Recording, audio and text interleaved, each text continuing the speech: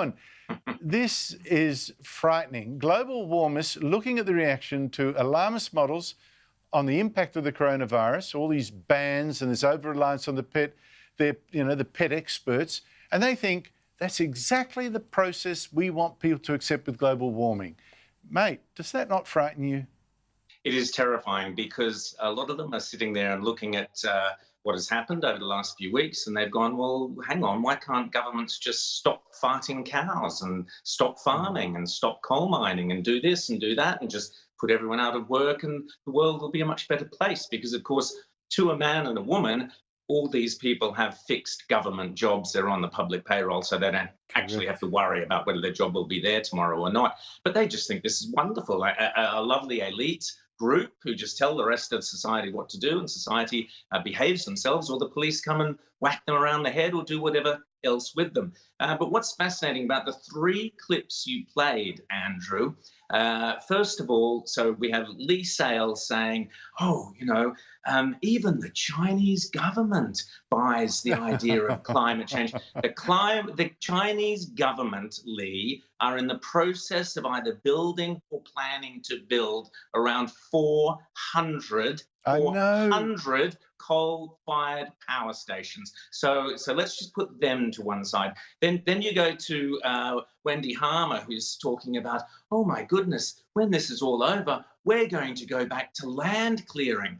Wendy, we've just had a report yesterday that the bushfires, which were the result of us not land clearing, put more carbon dioxide into the atmosphere than 2 years' worth of all of Australia's emissions. So what Wendy should be doing is saying, can we please have some more land clearing instead of less land? So that's 2 of them. Sarah Lane, again, there she was saying, oh, well, why doesn't the world listen to the scientists? They listen to the scientists on coronavirus. Why don't they listen to the scientists on climate change? Sabra, we just had Lee saying the whole world does listen to this climate, and now you're completely contradicting her. But we know that they do listen to the science on climate change all around the world. That is why so many countries are taking various measures, X, Y, and Z. We happen to have our own set of circumstances, and although I don't like it, we have signed up to the Paris Agreement. We are meeting our commitments way ahead of New Zealand, way ahead of much of Europe, way ahead of certainly the Chinese. So the 3 of them are so muddle-headed and wrong-thinking about the actual facts. When you get to the coronavirus, Andrew, what is really scary, as I said, the left are all thinking, oh, this is the model. This is how we're going to do climate change. We'll just get the police to go in and bash everyone over the head. But let us hope that what the public are taking out of this, Andrew, and you've drawn attention to it, is the modelling. Climate change is built entirely on modelling.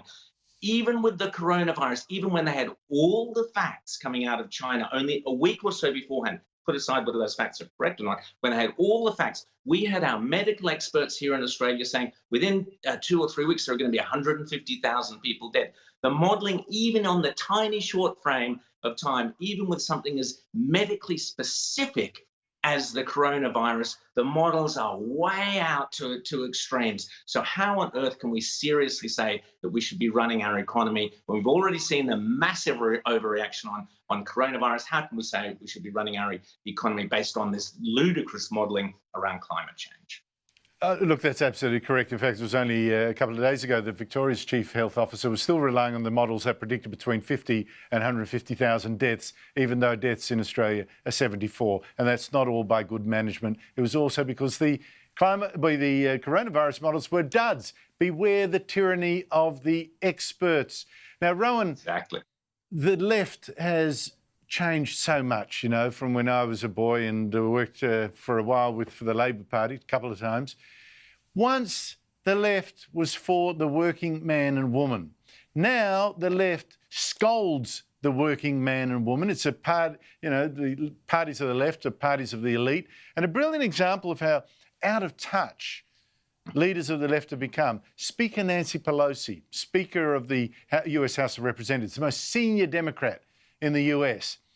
2 disasters for her. First, she delayed a Trump job-saving package for workers in in the coronavirus crisis while she played politics and tried to get anti-abortion or abortion stuff in there and all that.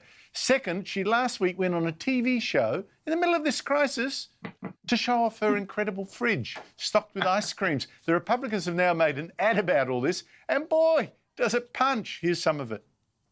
Speaker Pelosi, what are you going to share with us from your home? Chocolate candy. Thousands have been forced to wait for hours at food banks all across the country. This is Oh, my. chocolate, and then we have some other chocolate here. We just got it restocked with the ice cream.